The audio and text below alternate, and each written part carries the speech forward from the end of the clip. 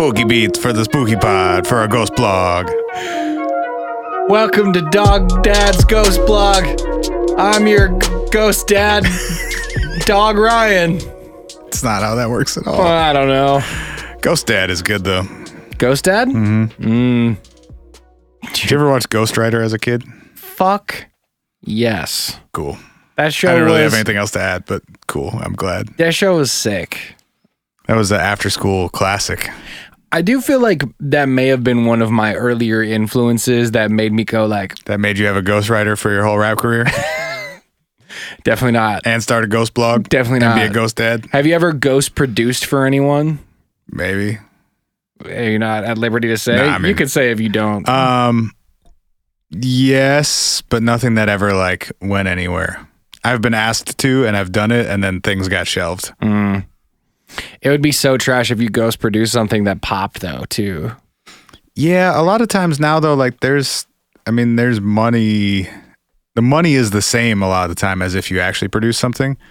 It's probably not interesting for 99% of the people listening, or probably don't even know what I'm talking about. Hi, guys. Welcome to the What If Podcast. It's Spencer and Ryan. I'm going to start talking about back-end money on ghost production deals, and that's not going to be... I'm Ryan, he's Spencer, and he's a ghost.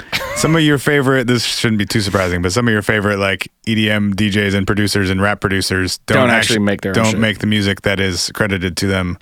And some 22-year-old kid with Ableton on a fucking laptop from 2008 does. And then they pay them money to let them call it theirs, right. To white label it, if you will. But now it's gotten to the point where like ghost producers used to be getting screwed over on that and getting like $500 up front and then none of the back end money. And now they're getting actual money. They got smart. Like they're the producer. They're just not getting their name on it. I would be fine with that. Right.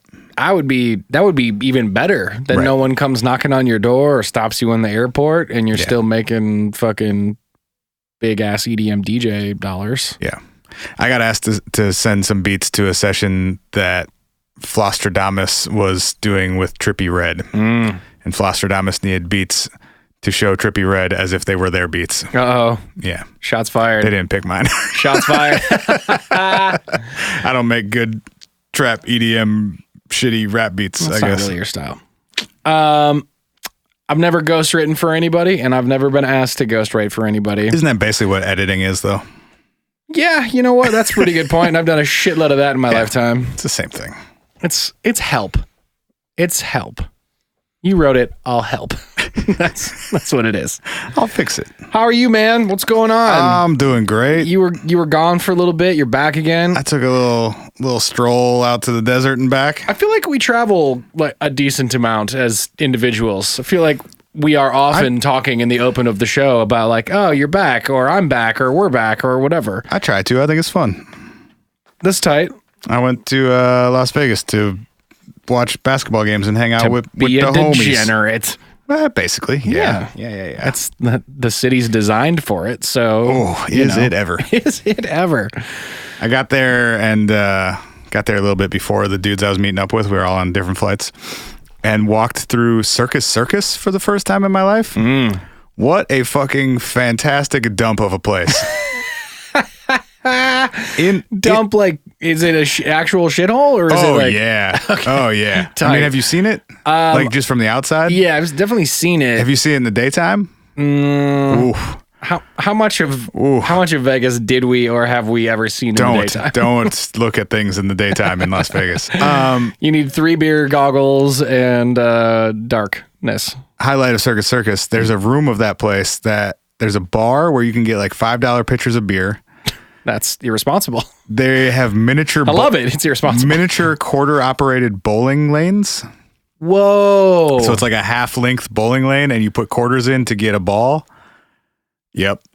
And there's also a Subway in Spencer this room. just yapped me because my mouth dropped when I heard this. Also, there's a Subway sandwich restaurant? Yep, so this room smells like Subway bread at all times. Now, depending on... That's not good. I'm just saying how weird it is. Okay. Yeah. I wasn't saying that as like a perk of being in this room. Got it, because I was going to say, depending on the time I've smelled it, that is either like, fresh bread, or like, oh, someone's burning cardboard and it hurts my insides. All things Subway are always disgusting. I'm just saying, what a fucking room to have all these things happening at once. It is... It's not something anyone's ever said before. It's not a room that exists anywhere else. Exactly. I can borderline guarantee that. I saw Cher. I saw Celine Dion. Oh. And James, what's that late night James guy? Corden? Yes. Riding a boat across the fountains at Bellagio singing My Heart Will Go On together. Were they just like hanging out? Were they out to dinner? I think it was being filmed. Okay. But it just happened to be going on as we were walking by. Got it. That was weird. You should have taken one of the miniature bowling balls and just seen if you could get it in the boat. Don't hurt anybody. Don't hurt anybody. It's like a cannonball? Yeah. Just get it in the boat. They're not going to drown. It's a fountain. It's not even deep enough. They could probably stand up in it. The bowling balls were normal size. The lanes are short. Oh, not what I was expecting. The ball and the pins are the same size. It's just closer to you. I was thinking something like a mix between skee ball and bowling, right? Like, not like tiny ball. Don't people on the East Coast do something like that? Isn't there like a bowling variation on the East Coast with smaller things? I don't know. I feel like that's a thing I've heard about. Are they smaller people? Maybe. I've been in New York. There's probably a range. No, it's like a Massachusetts thing or something. All right. New York is a normal place. Other East Coast cities and states get weird. Before we get into today's mystery. Like Connecticut is like its own little world for some reason. Before we get into today's mystery. This is today's mystery. What are you talking about? Today's mystery. Fuck you. We're talking about bowling mysteries. Massachusetts tiny bowling. Is what I'm Googling right now. Oh my God, it worked. God damn it. You know what? I was just talking about this with somebody today. I haven't drank a beer on the podcast in a long time, and it almost went directly into my microphone. Oh, boy. And that'd be bad. We got fresh cords. We would have zapped them in the middle of the pod. I was just having this conversation with somebody today.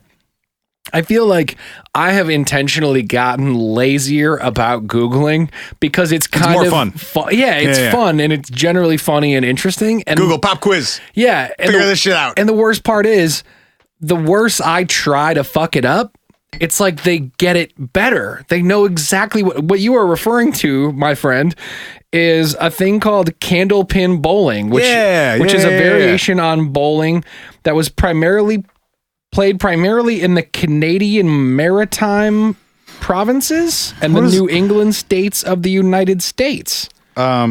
Question, because I'm not the smartest man. Sure. Can you define the word maritime for me? I think it means... I've never quite understood what that means. The sea, or like of the sea? So a maritime city, is that saying like a port city? A coastal city? Well... Let's solve one more mystery real quick. The word time, I think, has always thrown me off in that. What do you mean? I guess I assumed when I was younger that it was like related somehow to like... To time. Yeah, to a passage of time or like a specific era or something. Hey, I fucking nailed this one. And when I got older, I realized that didn't make sense contextually, but I still don't really know what the word means. I shouldn't have been that surprised that I nailed this one because I did pay a lot of money to become an English major, so I should be getting some of these things correct. Those two are fucking dumb. Like, how bad is it that I thought I was so dumb that even though I am an English major and like did a decent job at my English major, that I was like, I could definitely be wrong about this thing. If you asked me anything about art or art history, I would probably get it wrong. I haven't thought about that shit since the day I graduated.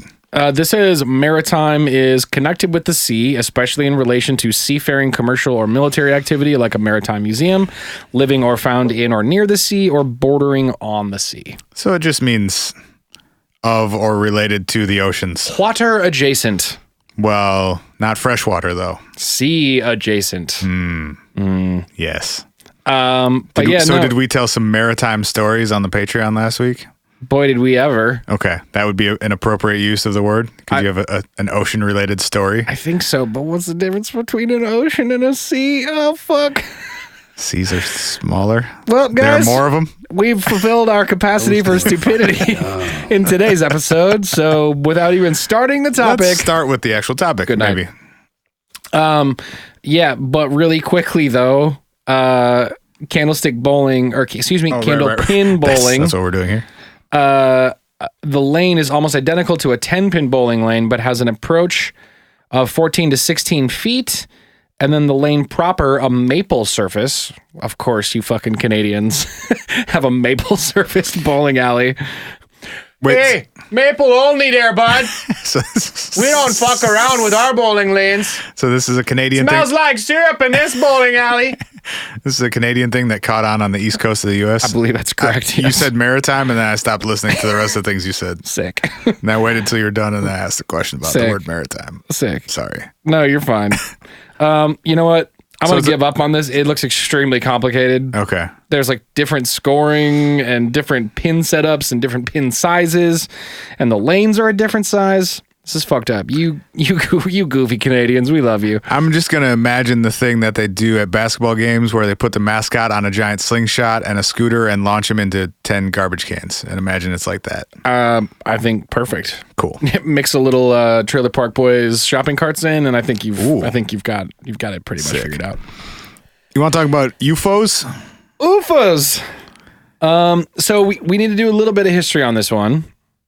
Not history. Doth we? Well, we just need to get a very quick is it trash on Project Blue Book, because you recently finished the new History Channel series Project Blue Book, which is part of our inspiration for talking about this topic today.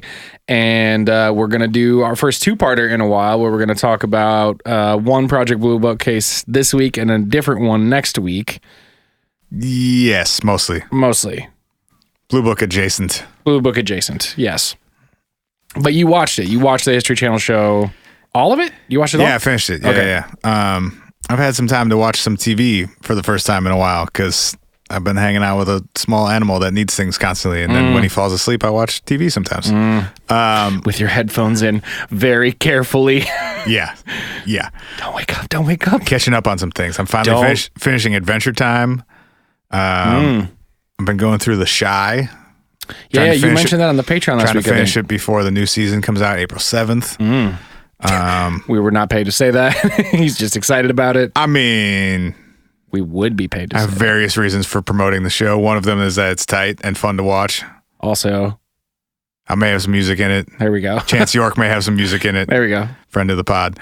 I've been watching Project Blue Book, and yeah, it's 10 episodes. I watched it over the course of a week or so. Oh, it's 10. I didn't realize it was 10 episodes. It's 10 like hour-ish long episodes. And cool. It's loosely based on the actual Project Blue Book, which was the U.S. Air Force's investigation of all things UFO related in the late 50s or early 50s to late 60s-ish. Started in 1952, and they shut it down in 1969.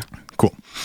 And it focuses on a character who is J. Allen Hynek, but sort of a fictionalized version of J. Allen Hynek, and a Air Force officer who go around investigating weird UFO cases and trying to explain what happened.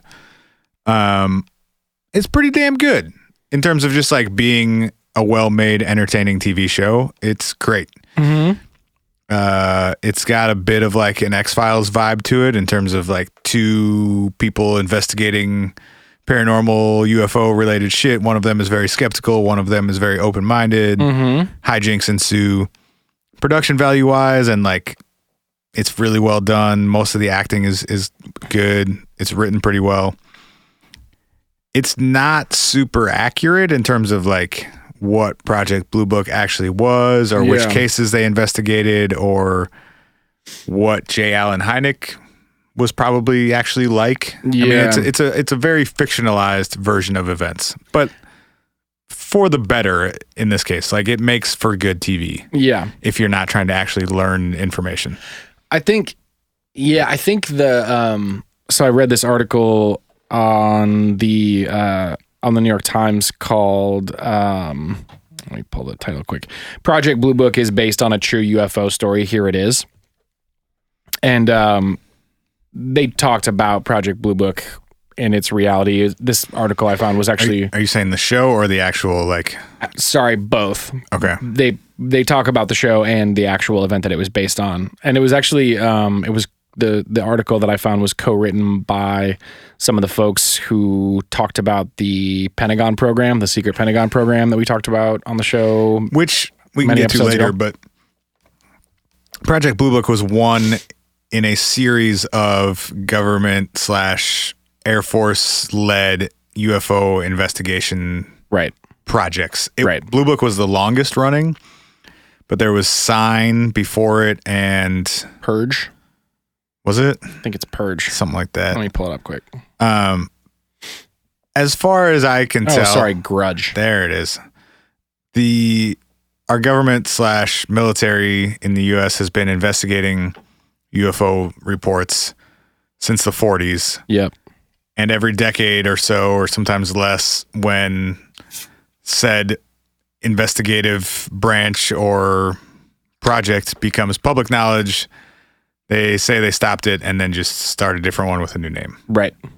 And so the stuff that came out with the AAITP or whatever shit that then transitioned to a lot of what To the Stars is doing now seems to have likely just been the most recent iteration of that series that's been going on since the 40s. Right. It's funny. I saw that too with the whole like shutting down and setting up of these programs. And it makes very little sense to me other than maybe some of the like potential inefficiencies of government to be like why are we setting up a group of people, getting them funding, calling it a thing, putting people to work on it, and then being like, this isn't worth it, shut it down. And then 6 months later they're like, hey, you know what we should do? And then they get people and they get funding and they name it, and then they're like, wait, no, that was a bad idea the first time. And then they just keep doing this over and over again. To me, it reads as like a PR move. Like you think there is value in investigating this stuff. But once it gets too big but you want it to be on the DL. Yeah, you don't want people to know that you're investigating it, much less like how and where and when and why. But then like Blue Book itself was running for 17 years. Yeah, but it was not, I don't think there was much information about it when it was happening. Sure. We have that information now because that stuff has been declassified 50 years later. Sure. But I think it was pretty low key at the time. And a lot of the government's reasoning for it was like, we want to prove that these things aren't real or aren't a threat of some kind. Right. Not like we want to go find aliens and recover UFOs. And you got to think like it started in, the first record of like official government or military led program investigating UFOs was what, 47 or 48? I think that's right. So you're fresh out of World War I. Two. And basically all this stuff came to exist and then existed during the Cold War when there was a pretty good reason to want to know what was going on in the skies and what technology was available and who had it and what could it do. And no doubt. There's a lot of like intelligence and military value to some of the stuff they were doing. For sure. And you're also at a time where you're inherently super distrustful of everyone. Everyone. Because, absolutely. Post World War II, like on a global scale, there was plenty of distrust to go around. You think about... No doubt. Sign was the first one, right? And that started in 48? 48. Yeah. So we're talking 2 to 3 years removed from the end of World War II. Right. Yeah. So there's a lot of shit to be worried about. Yeah. Or want to be like informed about and aware of. No doubt. And also, I think in some ways, I don't know. I've heard people talk about World Wars I and II as like this globalization concept. There was a lot of traveling and understanding of cultures in ways that we hadn't really done because we were literally putting tens of thousands, hundreds of thousands of people into other countries and flying to different places and creating cultural stories and stuff like that. So I feel like there's a lot of, what's the word I'm looking for? I don't know, like newness to the world. Like people were being exposed to these countries that they hadn't really getting had smaller in a way. Yeah, thank you. That's better. The world was getting smaller, and in that there was a lot of inherent like confusion. Photos from the front lines were like that's what Germany looks like, and so much of America had never even fucking seen what Germany looked. You know what I mean? A lot of that is just technology related too. Yeah, right, absolutely. We're starting to just have more access to the world because of developing technology. Right. It's easier to fly across the Atlantic. It's easier to get photo and video from one place to another quickly. Communication is improving rapidly. For sure. I think a lot of it is just that. Right. Yeah. And in all of that, is inherently like confusion and distrust and suspicion. Not to mention we were all at war with each other just a minute ago. Yeah. Yesterday. And a whole bunch of people died.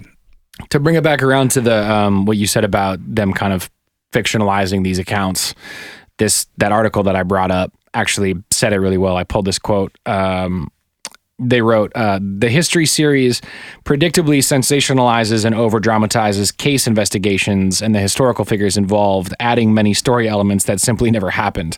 It's already hard enough for those trying to understand the truth about government involvement with UFOs without mixing fact and fiction. So I guess I think that is a valid complaint, because the way it's set up, each episode looks at a specific case that actually was investigated by one of these organizations, whether it be Sign or Blue Book or Grudge. Right.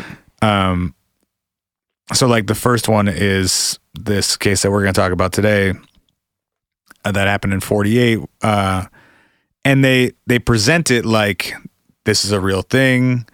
It happened in this place. It went like this. Yep. And if you go Google that thing, you'll find information about it, right? Because it did happen. Right. But the version that they're presenting is not necessarily based in reality, or it's loosely based in reality, right? They've punched it up to make it a better story. Yeah. Right. And so whether it be the Gorman dogfight that we're going to talk about, or like they do the Flatwood Monster and the Lubbock Lights and all these cases that like were really investigated and did really happen. Right.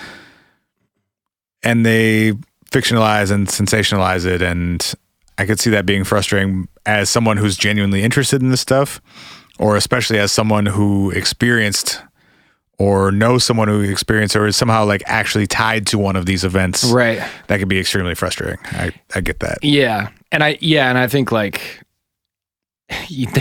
there is something to be said for it coming out on a channel called the History Channel to be I mean, that ship has fucking sailed. I know that's true, but it's just like, it is a channel that is very often showing like World War II documentaries and like things like that. Well, when they're not showing ancient aliens. I feel like that's at least 10 years ago at this point. I mean, that stuff is definitely there. I just don't know if it's like, if it's like their main thing that they do anymore. But like, I do think there's something to be said for it. It was at one point. It was at some point. Yeah. So they're calling it the History Channel and they're telling historical stories, sort of, but they're also dramatizing them in the it's just, I don't know. It's like, extra messy in the whole UFO field because there's so much confusion and bad information and blurring of fact and fiction to begin with. Right. That doing it intentionally, but presenting it in a like somewhat, or like taking real cases and presenting them in a fictionalized way is extra confusing and misleading because it's hard to find facts to begin with in a lot of these stories. Totally. So I get that. We're not going to tell the Project Blue Book version, or excuse me, not the Project Blue Book television show version. Well, so here's today. Here's the first issue. The pilot of, like, as in the first episode of the TV show Project Blue Book. Fuck, this is confusing. There's also a pilot in an airplane in this episode today. The first episode of the History Channel's show called Project Blue Book focuses on the Gorman dogfight. And that's the story we're going to tell today. Yeah. That happened in 1948. Yeah. 4 years before Project Blue Book was formed. Right. So if that was investigated, it was by Project Sign. So like right out of the gate, facts are goofy. Yeah. They're close, sort of. Yeah. And like Hynek didn't investigate this case. No. And on the show, Hynek is going out there and interviewing the pilot. You know? So it's like, I could see being frustrated with that aspect of it. And like, the Gorman dogfight came up in the Project Blue Book report, but it wasn't like around the time that they were looking at incidents that had happened before they had been formed as an organization. Yeah. And like, honestly, Sign and Blue Book were probably the same thing with a different name. Yeah. Sign, Grudge, Blue Book. They were all kind of cousins. As for this actual story, October 1st, 1948 in Fargo, North Dakota. Hey! Not too far from us. Our brothers to the north. George Gorman was a 25-year-old pilot in the North Dakota National Guard. Not to be confused with George Foreman. Correct. If you thought that this was a grill-selling Air Force pilot. I like that became his legacy somehow. That he was one of the greatest boxers of all time. But now he sells shitty grills that every college student owns. It's because I for sure owned one in college. They just appear in a college house. I don't even know. Like, I never bought one. There was one in every house I lived in. Here's your lanyard. You're going to put your dorm keys on it. And here's... You just get one at orientation. Here's your George Gorman grill. It's for cooking aliens. So he's a fighter pilot in World War II, and then after the war ended, he enlisted in the National Guard. He was doing some sort of cross-country flight with a few other pilots and a few other planes. I couldn't find what they were actually doing, if it was just like a training run of some sort, or... That was what I understood it to be, was a National Guard training run. Okay. So at about 8:30, they got back to Fargo, and the other pilots landed. Gorman decides that because it was a nice night and relatively early, he was going to keep flying and get some extra like night flight hours. Yeah, I guess you have to, I didn't know this, but it makes sense. You have to clock a certain amount of like night flying hours to be capable of night flying like missions or whatever. So, we got to get Mason back on the show to discuss all things aviation related one of these days. Yeah. But yeah, so it makes sense. He's like, oh, it's because it was super clear out that night too. So clear, good weather. And he's like, shit, I need to, it's only 8:30. Right. I need to stack some hours. So I'm going to stick around for a few hours out here. So about 9 o'clock, he sees a ball of light out of the window of his plane. And I have his description of this ball of light. He said it was a 6 to 8 inches across, like in diameter, clear white, completely round, and had sharp edges. I think meaning that as opposed to like if it was a single light source, that was, I don't know how to describe it. Seeing a single light source at night, you might see like sort of a halo around it or like a rough fuzzy edge to it. Yeah. He was saying this was a hard edge, like it was something containing, like a hard surface containing a light source of some kind. Right. It's like when you're driving at night and you see a street light and it's got like the kind of the shootouts around it. He was saying it was less like that and more like the moon, if you will. Yeah. At 9:07, he radioed air traffic control at Hector Airport, which is in Fargo, and where he was going to be landing later, and where the other flights had just landed, asking if there was any traffic in the area that he should be aware of. They confirmed that there was not, except for a small private plane at about 500 feet below him. A Piper Cub. Yeah. That's a cute little name for an airplane. A Piper Cub. It's like a single engine small plane with a propeller on the front. It's much slower than his plane. It's like a total recreational two-seater. Also, this was 1948, so imagine like a cute old-timey plane, and you basically got it. You kind of nailed it, yeah. We'll talk about the people who were flying that plane later. Well, Gorman actually radioed said plane to see if they were also seeing what he was seeing, and the pilot, who was Dr. A.D. Cannon, and his one passenger both confirmed that they were indeed seeing the same thing. The air traffic controllers at the tower also confirmed that they saw something weird happening. It was Lloyd Jensen and H.E. Johnson working that night. Johnson said, quote, after passing to the east of the airport, it seemed, he's referring to this ball of light. After passing to the east of the airport, it seemed to take a northwest heading. The object appeared to be at about 2,000 feet and traveling at quite an excessive speed compared to the Piper Cub that was east of the field at the time. Yep.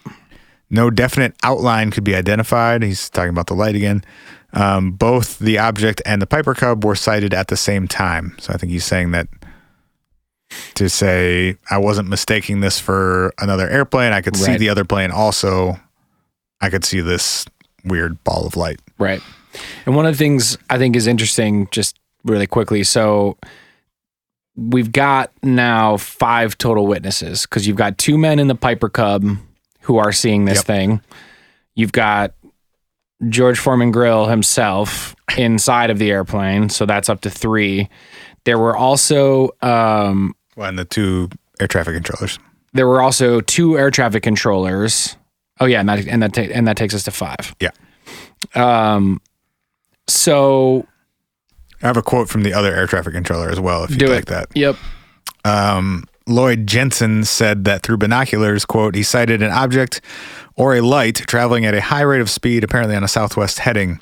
The F-51, which was Gorman's plane, was some distance behind, and the object was traveling fast enough to increase the spacing between itself and the fighter jet. The object appeared to be only a round light, perfectly formed with no fuzzy edges or rays leaving its body. No other shape was observed. The main identifying characteristic was the high rate of speed at which it was traveling. So he saw a little ball of light moving faster than a fighter jet chasing it. Yes. Through a pair of binoculars. And one of the things I find interesting about all of the witnesses is the description is really consistent in all of the newspaper articles and everything. No one was like, well, I saw it was orange, or I think there was 2 lights. Like everybody saw kind of the same thing. It's a pretty high caliber of witness here too. When we're talking about everyone involved was, well, I guess I don't know who the passenger in the small private plane was, but you got 2 pilots and 2 air traffic controllers all reporting seeing the same thing at the same time. And describing it identically, essentially. Yeah. And one of the things I think is fascinating, and this will come back later as well, but I think it's also fascinating that they all remarked at the high rate of speed, because again, to your point about these guys being all, people who are well versed in the skies, for them to remark on that thing specifically, I think is going to be interesting when we talk about what people said did or didn't happen. I don't want to get there yet, so I'm going to wait, but I think that's a very important detail. So after confirming with the tower that they too were seeing this thing but did not have any idea what it was, Gorman tells the tower that he's going to pursue the object to try and figure out what it is. Bro, I read that and I was like, all right, this dude's he's 25 years old. That's some like fighter pilot ego shit too, though. Like, this shit can't outrun me. I'm flying a fucking jet. You know what he was probably doing? He was back from World War II, and he was like, man, flying's been pretty boring since I used to be in... I'm trying to shoot something. I've been in goddamn dogfights with German airplanes. Like, let me do something interesting. This looks like a good time. He just peels off and goes after it. So he floors it, which in his F-51 was about 400 miles an hour. Yikes. And he quickly realizes that not only is he not gaining on this thing, he's actually losing ground on whatever it is, or losing sky.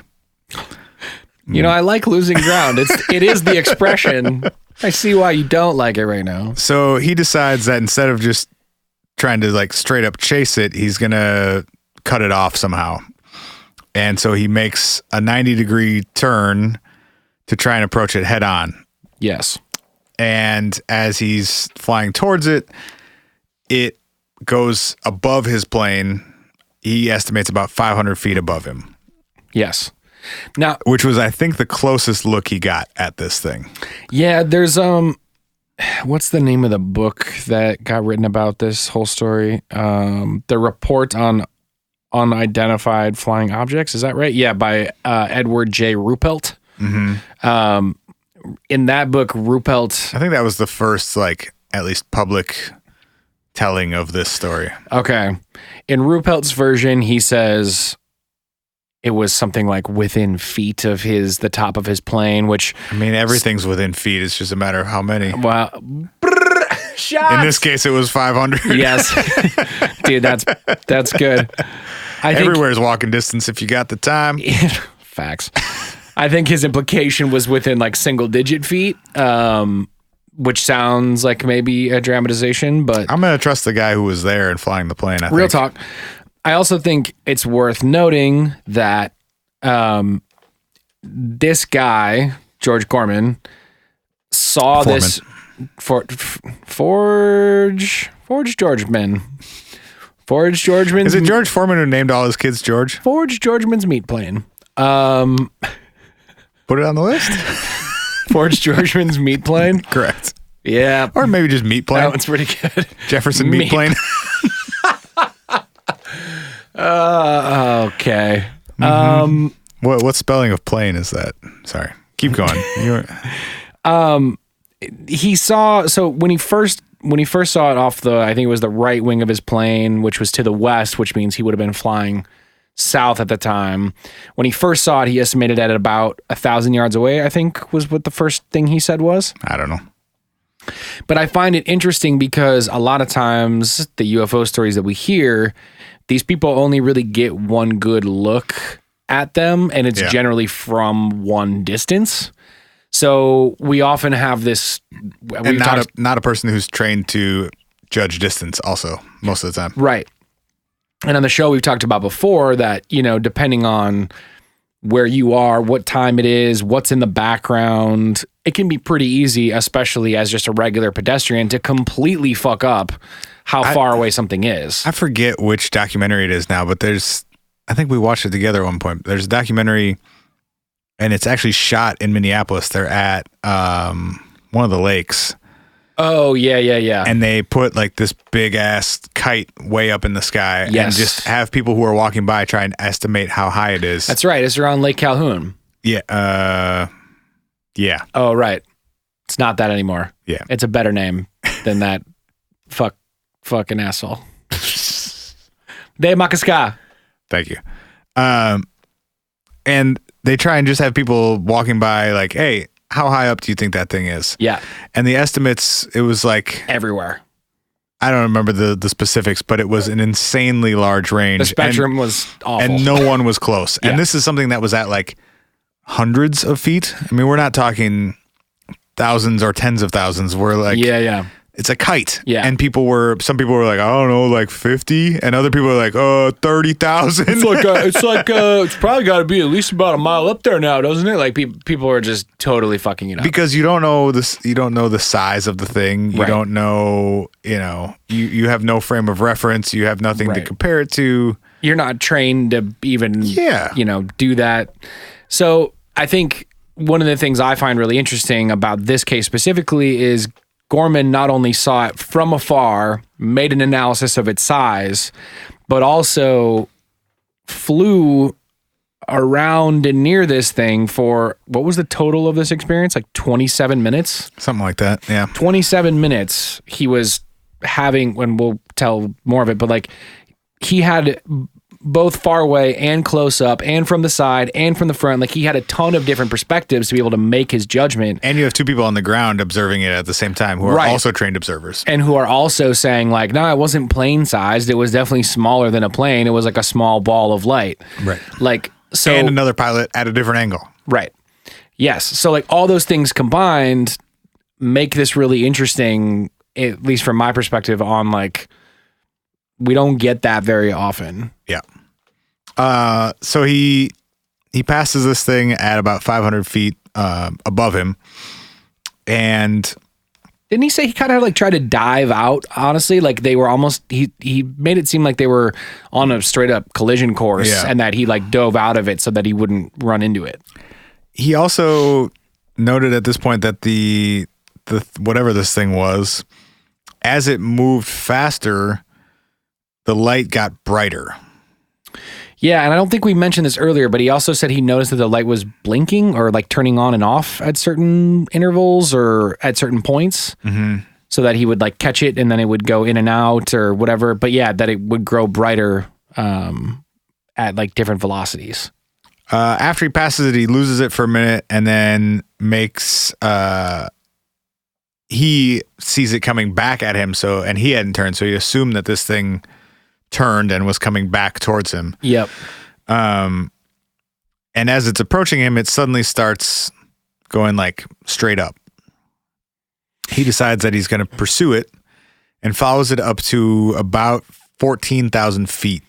This motherfucker is just like, He's in from jump. Hey, man, if you're going to be up there just flying around for the fuck of it, you may as well have something to do, right? This fool's out here like Harry Potter after the golden snitch, bro. Just like sticking his hand out the airplane window. Like, let me get that fucking light. If you have a chance to catch a UFO, fucking yeah. Pull it in your cockpit and bring it home, bud. Roll that window down and grab that snitch. Hey, man. Hop in. We're going back to my shelf. No, I don't know. It was nothing, man. I didn't catch anything. I didn't see it. I'm surprised the History Channel show didn't go at that angle. That's how it disappeared. Mm-hmm. Gorman never spoke of it again. But he had a huge bulge in his pocket. And it was blinking on and off. And his house turned into like a metallic goo. He follows it up to 14,000 feet, and then his plane stalls. And he's forced to eventually land. He estimated at 14,000 feet when his plane stalled that this thing was still about 2,000 feet above him vertically. So this thing very rapidly climbed from, I don't know what he started at, about 5,000 feet. This thing very rapidly climbed to, he estimated about 16,000 feet. Yeah. And he was not able to pursue it farther at that point. Yeah, the last thing... I read that he saw was he was at 14 and then saw it below him at 11, and he dove down to get to it. And when he got down there, he said it made another vertical climbed past him, and that's when he was basically diving. He lost sight of it in his dive, and that's when he decided to be like, all right, I don't know what the fuck anymore, but I'm going to go home. And that happened at about 9:27.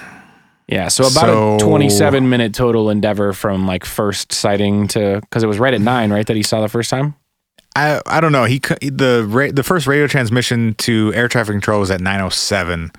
Okay. So I think we're assuming a few minutes before that, he probably first saw it. And was like, so somewhere in the neighborhood of 20 to maybe 30 minutes total for this whole encounter. Sure. Gorman's statement on this whole ordeal, I'm going to read the whole thing because I think it's all relevant. Dude, it's great, man. He says, quote, "I'm convinced that there was definite thought behind its maneuvers," it being this ball of light. "I'm further convinced that the object was governed by the laws of inertia because its acceleration was rapid but not immediate, and although it was able to turn fairly tight at considerable speed, it still followed a natural curve. When I attempted to turn with the object, I blacked out temporarily due to excessive speed. I'm in fairly good physical condition, and I do not believe there are many, if any, pilots who could withstand the turn and speed affected by the object and remain conscious. The object was not only able to outturn and outspeed my aircraft, but was able to attain a far steeper climb and was able to maintain a constant rate of climb far in excess of my aircraft." So basically saying, I don't know what the fuck this thing was, but it was moving like you would expect an object to move, just faster. Right. And faster to a degree that I don't think a human being could have been doing it. Right. Not to mention this thing is 8 inches across, so clearly there's not a human being inside of it. Right. But this thing appeared to be intelligently controlled, obeying the laws of physics, and not have a person or a physical thing inside of it. Right. And obeying the laws of physics in a way that go way beyond even our current technological understandings of, like... I mean, I guess I don't know enough to speak to that, but my takeaway from that there's is... There's nothing that we as a society know of that is 8 inches wide and can move at the rates that he's talking about. Maybe. I mean, I guess I just don't know enough to say yes or no to that. I don't know, but I'm also extremely confident that like there's not an airplane that is in the public domain. That is the most white male statement you've ever made in your life. I don't know, but I'm extremely confident. No. I'm just saying, I'm a big white man. I'm just saying there's not anything that like technologically we are aware of as a species that can move like that at 600 miles per hour. Well, that's what I'm saying. We don't know this. We don't know the actual speed. We know it was faster than him at 400 miles an hour. Also, it's the 1940s. Sure. There are plenty of things that can move faster than 400 miles an hour now.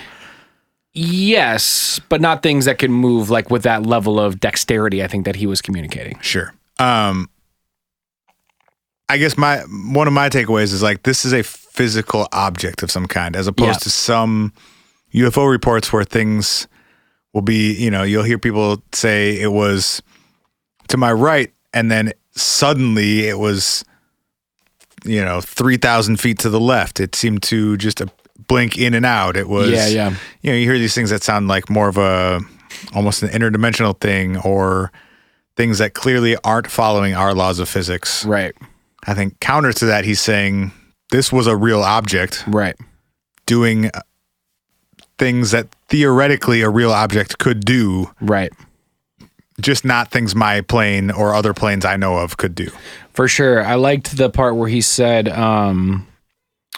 it was its acceleration was rapid but not immediate. I thought that was really interesting. So it wasn't like if it were a light, or think of like a laser pointer, right? You can point a laser pointer from here to there and it moves in no time at all. He's saying no, it took this thing had some physicality, some mass of some kind to it.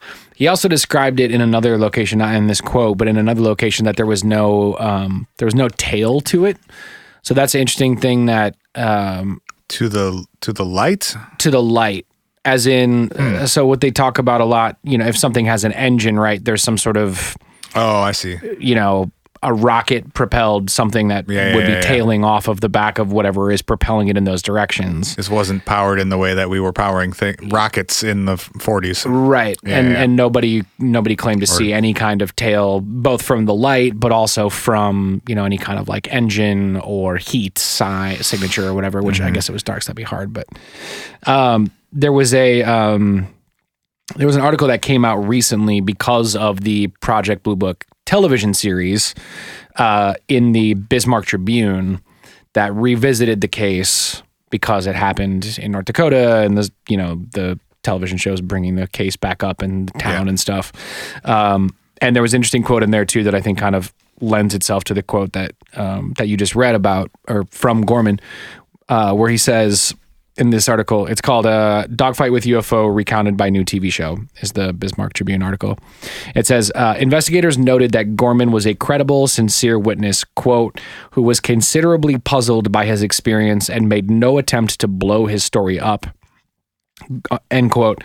Gorman told friends that, quote, he was never convinced that he had been dueling with a lighted balloon for 27 minutes, end quote. And that gets to the Air Force's investigation and explanation for this event. Yeah, and I should really quickly, the one thing that I've also found pretty interesting, and also goes to his credibility and sincerity, they said that Gorman was so shook by the whole experience that he had a hard time landing, that he had to actually, like, before he actually landed, he had to fly around a little bit and like get his shit back together before he could put the plane down safely. So he was so freaked out that he needed a hot second, which again, like going back to as someone he's seen a lot, he was in fucking World War II. Right. He's trained to see and deal with things in the sky, and it took him to that place. Also, he says he blacked out while flying an airplane, which I would imagine is not a fun experience. Oh my God. Can you imagine? You come to. Oh man. Can you come to imagine in a stalled airplane? Waking up and you're just falling backwards and like thousands of pounds of metal. Ugh. Yuck. Gross. When I landed in Vegas, I was the last flight that was allowed to land in Vegas for several hours because they had like crazy storms. Oh shit. I didn't know any of this while we were landing, and our pilot didn't communicate anything. He just every like few minutes would get on the radio and be like, seatbelts, and just go back and be like, oh great, we're about to get bounced around for the next few minutes. Right. And while we're landing, it was hailing in Vegas, and like raining and hailing and crazy winds. And have you ever been on a flight where they gotta land the shit like basically sideways? No. God damn it. Spencer knows this. I don't know if I've ever talked about this on the show. Flying, right? I'm not a good flyer. Yeah. That shit's always kind of fun to me because I'm like, well, fun? Yeah. Okay. Worst case scenario, I'm in a plane crash, right? What the fuck is that sentence? Hold on. Worst case scenario, I'm fucking dead. Well, in a plane crash, you got two options, right? One, you die. Not going to matter to me. I'm not even going to know, right? I mean, it's going to suck for like 3 other people if I die. It's fine. I'm not going to know the difference. If I don't die, great story. My fucking plane crashed. Here I am. Cool story, right? I mean, I think there are. All right, I'm not necessarily. There's obviously some in between. I was just gonna say there's some hard in between there that would not be injured for the rest of my life. Right. I watched 50 people catch on fire on the right. on the Las Vegas Strip. It was not fun. Also, that's not gonna happen. Whatever. You're right. It's not. But we had to do this shit where like I'm sitting by the window and I'm looking out as we're coming in, and I can see the runway. That's the word. And I can see we start out parallel to it. And then as we're getting closer and closer, we're at like a 15-degree angle to the runway. Knobby. And we landed at like a fucking 30-degree angle to the runway and just like slammed that shit back as soon as we touched down. Absolutely not. And that was my first time flying Spirit Airlines. Fuck that shit. Hey! You know, the best part about flying Spirit Airlines is even if you had gotten into a plane crash, nothing would have happened because you're so tightly packed in between 2 seats. It's just like you just land and there's no jolt. You just like kunk and you're good. True. But yeah, the homie was coming in from LA on the flight right behind me. Mm-hmm. And they wouldn't let them land. And so they were circling Vegas until the weather cleared up, and they ran out of fuel and had to land in Phoenix instead. So he was supposed to go LA to Vegas and ended up in Phoenix somehow. And then had to drive from Phoenix? No, eventually got a flight from Phoenix back to Vegas. But I was like, at that point, like... Brutal. That's farther than LA. Just go back to LA. At least LA is LA. Nobody wants to hang out in Phoenix. Shots fired. I mean, people who live in Phoenix don't want to hang out in Phoenix. I've looked at our stats. We got like 6 people who live in there. We'll be fine. I'm sorry. You guys are probably great. You guys are great. I've honestly never been to your town. I've heard it's horrible. I've heard most people there are retired. And you have a basketball team that's got Devin Booker on it. Yeah. Anyway, the Air Force investigated this UFO sighting that this man had. I guess within a few hours, Project Sign was on the scene. I read that too, which I don't understand how that's possible. I don't either, because first of all, you're in fucking Bismarck, North Dakota. Fargo. Excuse me. Bismarck should be in, wrote the article. Let's just offend all of our listeners at the same time. No, Fargo, which, by the way, guys, it's North Dakota. It's not in Minnesota. Okay, just really quick. If you've seen the movie Fargo. Oh, right. I mean, it's basically... Don't you dare. No, but like Fargo, North Dakota is not close to Washington, D.C. Right. So even if you get word of this immediately, getting to Fargo from any city where people would conceivably be, like, yeah, you're in basically the northernmost, centralmost part of the country. So if you're coming from any major population center, it's not. You're looking at least like a 3-hour flight from almost anywhere. Yeah, the only thing I can imagine would be like, was there some base like around us, like Patterson, in the Twin Cities, or Ohio? Maybe that. A lot of shit was, yeah. But like, maybe they sent like a representative to go have a conversation. Maybe not like the main people. I don't know. That was the only thing I could think of. I honestly don't know who all was involved with Project Sign. So yeah. I guess we're assuming that was a DC-based thing, but I don't actually know that. But regardless, I find it fascinating that the story told by the witnesses and the participants in it was enough for them to like rally motherfuckers and be like, oh, we're going there like right now. I mean, when you think about the witnesses involved, like, I don't know how you could do much better. You have 2 air traffic controllers and you have 2 pilots. Right. So everyone's stone cold sober, the same thing. Yeah. Super versed in their jobs. Yeah. So they interviewed Gorman as well as Dr. Cannon, who was flying the Piper Cub, cutest airplane ever. Hell yeah. And the air traffic controllers from the Fargo airport. In addition, they ran a Geiger counter over Gorman's plane. Yeah. And found that it was significantly more radioactive than other fighters, which had not flown for several days. Yes. originally they concluded that this meant something, that it had been near some radioactive source or an atomically powered something. Right. I don't know enough to really know how accurate that is. And we don't have actual readings from A, his plane, and B, any sort of control airplane that hadn't been flown recently. Well, no, I think that was the point of doing the control was the planes that hadn't flown recently. I'm just saying we don't have actual numbers on any of that. We just have a quote significant difference. But I think the other control that needed to be part of that was, did you test an airplane that had flown recently but had not had this experience? Right. Is it possible that airplanes flying at higher elevations are just naturally exposed to more radiation, which we know from is the true. sun? Yeah, when you fly, you take on radiation. That's why I don't know to what degree and at what elevations and shit. But I know it's a hazard of, like, there's a certain number of hours that you can clock as a flight attendant or a pilot that like exposes you to safe numbers of radiation. Like, I know that's a thing that they talk about, is how much radiation those people take on by being up in the sky like that. So it's an interesting thing that they tested, maybe, but they didn't like do it in a way where I feel like we get data out of it where it's like, whoa, that thing was exposed to a high radiation source or something like that. Relative to other planes that have been flown in the same area the same day or something. Yeah. Right. Just real quick, the History Channel version of events. Yes.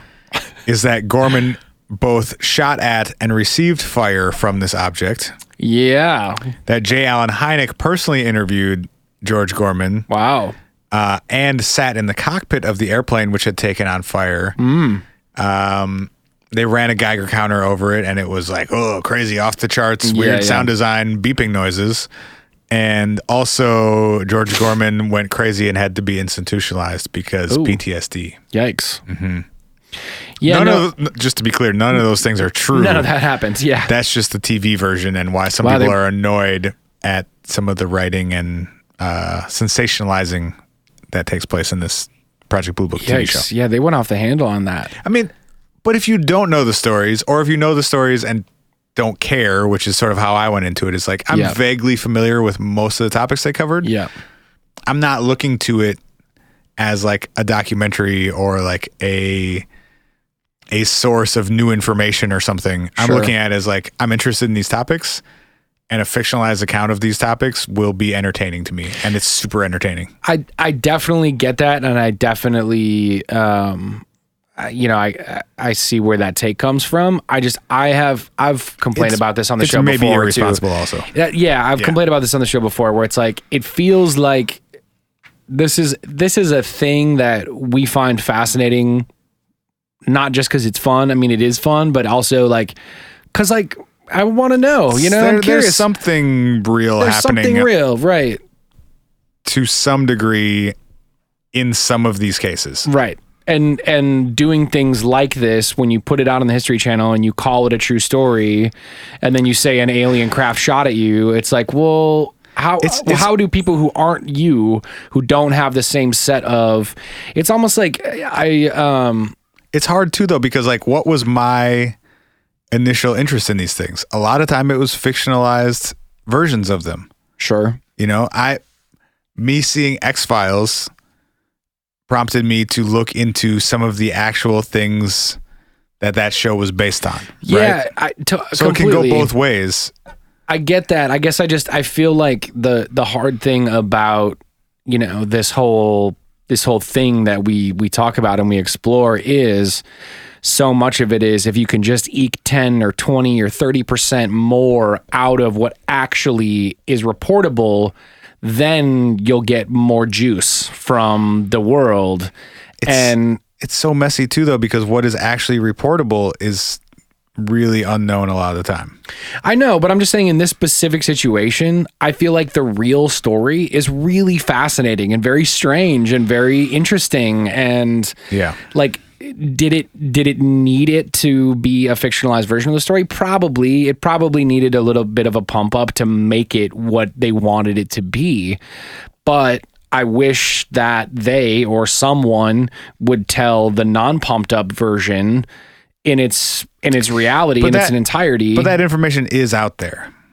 No doubt. Like, you can go find. I mean, yes, it would have been a regurgitation for sure. The U.S. government has declassified all the Project Blue Book related stuff. So, like, if you want to go find more, I don't know, academic versions of these stories, yes, you can. I know. I wish more of these media outlets would popularize it without sensationalizing it. It's not their job, though. No, I know, but so much of it is already so sensationalized. It's just like, it just adds to the chaos instead of adding to the actual like trope and the story and the. But I mean, I don't know. I don't think it's and a also reasonable. Then whose job is it? I don't think it's a reasonable expectation to look to to look to TV for that type of information. Like, we don't expect that of any other type of TV show. Well, news, but not like. But I'm saying that this is not being presented as that. It's not being presented as a documentary or as a news source. It's being presented as an entertaining fictional show. Like, we don't look at the Sopranos and be like, man, that shit was unrealistic. I wish they would have portrayed that in a more honest way. No, but like I'm thinking of, this is maybe a bad example, but like I'm thinking of, was it FX who did the Versace story? I don't know. And I didn't even see that. Or like FX definitely did the OJ one, right? With like David Schwimmer and all that. I'm just saying, like, what if they did the fictionalized version of the OJ story, but just like added in a bunch of like, yes, they dramatize it in a way where they can tell the story in a way that is, but like, I think that's different in a few ways though. Like, people died, first of all. Yeah. There's more at stake, and it's more recent. Sure, but like, they changed the name from Gorman to Fuller in Project Blue Book, and then they insinuate that the dude went to a fucking psych ward. I mean, don't get me wrong. If I were George Gorman or his family, I would be pissed. Yeah, like, that's kind of fucked up. That's maybe the core of what I'm trying to get at. Absolutely. Is like, you shouldn't do that if it's that close, you shouldn't change like one detail and then two details over here that totally blow it out of the water, and then disrespect like real events and real people that way. Right. And I guess going back to what I said at the beginning, like, as a viewer, I don't mind it. Yeah. If I were someone actually involved with any of the things that they're talking about, I would probably be annoyed or more. Yeah. Yeah. Real quick to wrap up the actual story. Yeah. The investigation. After initially thinking that maybe there was some weirdness going on in terms of the Geiger counter readings and possibly coming into close contact with an atomic-powered something, the final conclusion by Project Sign was that Gorman had witnessed a lighted weather balloon, or a lit weather balloon. A weather balloon with a light on it. Which doesn't really make sense with anything that was described by any of the witnesses. Sure doesn't. And I would think that especially the two air traffic controllers would be aware of or be able to access information about the concept. Well, they would have to know if there were weather balloons in the area where there was going to be air traffic. For sure. So that things don't run into things. Right. As is their job. Right. Also, if you don't know about weather balloons, they are generally significantly larger than 8 inches tall. Generally do not accelerate at speeds in excess of 400 miles per hour. They do not dart, change acceleration, speed, velocity, altitude, up and down, and diving and climbing. And I think that to me is like, I can stomach Roswell being a weather balloon or similar. Full of aliens. But when you have, going back to what we said, 5 very credible people who are trained in observation, trained in flying, to your point, trained in knowing what's a weather balloon and what's not, so that people don't fucking die when they fly into one. Important things to be able to distinguish. When all these people all they could all remark was, damn, that thing was moving fast. That was so crazy. What a weird thing. Wow, it was so fast. It outran me. I couldn't climb up to it. I couldn't, get down to it. Like, they all remark all of this. And then you expect people to believe that that thing that they all estimated was like a foot tall was actually closer to like 8 to 15 feet tall and was moving at speeds of 400 to 600 plus miles per hour. Like it doesn't work. That doesn't work for me at all. Like, which is also a little bit. Going back to the Blue Book show for a second, it's one of the fun things about that series is you get some of the cases that led to the like classic UFO explanations that we hear, like weather balloons being one of them. Right. Swamp gas. The origin of the swamp gas explanation comes up. Owls as well. Okay. That's a hell of a fucking owl. Owls often get mistaken for aliens, apparently, or vice versa. Oh. Mm-hmm. Okay. I'm not entirely sure how that works. I don't know either. The other part of the explanation that had been talked about that I also think is kind of ludicrous is there was an insinuation that Jupiter was part of. Oh yeah. That Gorman was chasing Jupiter. Yeah, if he had never seen a planets in the sky or stars. Mm-hmm. Yeah, that they thought that maybe it was a combination of he saw a weather balloon that was lit and then he saw Jupiter in the sky and thought that it was far away and then this dude should not be flying planes if that's his reaction to these things. I mean, come on, right? Like, if you're a pilot of any kind, are you looking at a star in the sky and being fuck, like, that's Jupiter, shoot it. It's fucking shoot it. It's moving so fast. I'm gonna get your ass. It's moving so fast relative to every light in the entire sky. That's crazy. That shit nasty. What do you think happened, man? I think he saw a UFO. Fuck, what is it? I don't know. What is it? Russian drones. Maybe. Tiny people.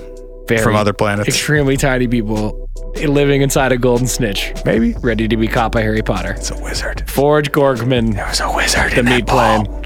Hey guys, thank you for listening to the show. Thank you for supporting the show. We love you all. If you want to send us an email, it's hi@whatifpodcast.com. If you want to leave us a voicemail, it's 612-246-4614. The shop's always open. We got swag and merch and hoodies and hats. Also, if you want to get an extra episode every single week, it's patreon.com/whatifpodcast. It's only $5 a month. You get an extra episode every single week. Plus, we got a back catalog of like over 60 episodes of the show now. So you get a whole lot more What If in your eardrums. We love you. Thanks for supporting the show. We'll see you next week.